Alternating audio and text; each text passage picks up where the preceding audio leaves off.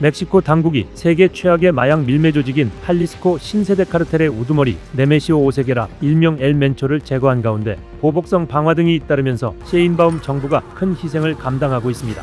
멕시코 국방장관은 엘멘초 체포를 위해 그의 연인을 추적해 군 특수부대와 국가방위대, 경찰로 구성된 합동작전팀을 투입했다고 밝혔습니다.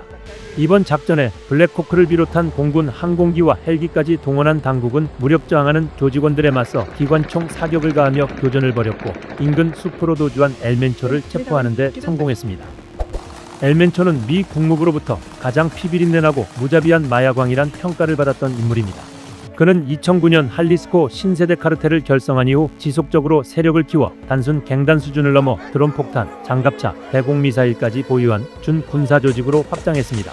도널드 트럼프 미국 대통령이 전쟁을 선언한 펜타닐 등을 미국으로 밀수해온 초국적 범죄 조직으로 미 마약단 속국은 엘멘초 체포를 위해 우리 돈 약 221억 원의 현상금을 내걸었습니다.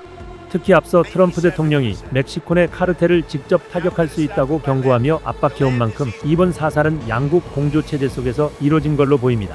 멕시코 정부는 미국 북부사령부 등과의 정보 공유를 통해 이번 작전을 수행했으며 앞서 엘멘초의 형제인 아브라함 오세게라를 미국으로 인도하며 공조체제를 강조해왔습니다.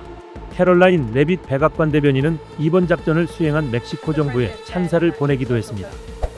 그러나 엘멘초 사살 이후 할리스코 신세대 카르텔의 보복 공격이 계속되면서 인명피해가 갈수록 늘어나고 있습니다.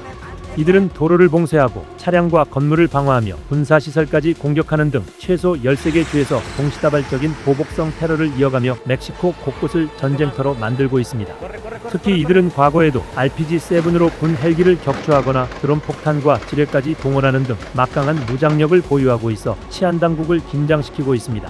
당국 발표와 현지 언론 보도에 따르면 조직원과 민간인을 포함해 사망자 수가 며칠 새 약 70명까지 늘었습니다. 클라우디아 셰인바움 대통령은 치안 안정화를 위해 2,500명의 병력을 추가 투입해 총 10,000명 규모의 보안 요원을 배치했지만 보복 공격의 기세는 좀처럼 꺾이지 않는 실정입니다. 국가 기관망 또한 이번 사태로 마비됐습니다. 주요 작전지 인근의 푸에르토 바야르타 국제공항에선 항공편 80여 편이 무더기로 결항됐고 할리스코주엔 휴교령이 내려졌습니다. 주 멕시코 한국대사관은 관할 지역 교민들에게 외출 자제를 당부하고 주 정부의 지시사항을 준수하라고 공지했습니다. 한인들이 대거 모인 메신저 대화방엔 멕시코시티와 칸쿤을 비롯한 주요 방문지의 안전태세에 대한 문의가 종일 이어지는 등 극심한 공포가 확산되고 있습니다. 가장 큰 걱정은 수개월 앞으로 다가온 북중미 월드컵의 안전 문제입니다. 홍명보호의 조별리그 1, 2차전이 치러질 과달라하라는 이번 엘멘초 사살 작전지에서 불과 120km 거리에 위치해 있습니다. 이는 손흥민과 이강인 등 우리 대표팀 선수들이 직접 뛰어야 하는 경기장 인근까지 RPG와 드론으로 무장한 카르텔의 영향권이란 분석을 낳고 있습니다.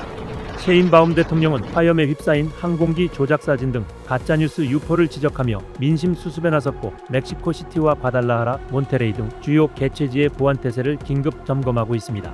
하지만 꼬리에 꼬리를 무는 보복 테러로 인해 월드컵을 앞둔 멕시코의 치안 불확실성은 여전히 가라앉지 않고 있습니다.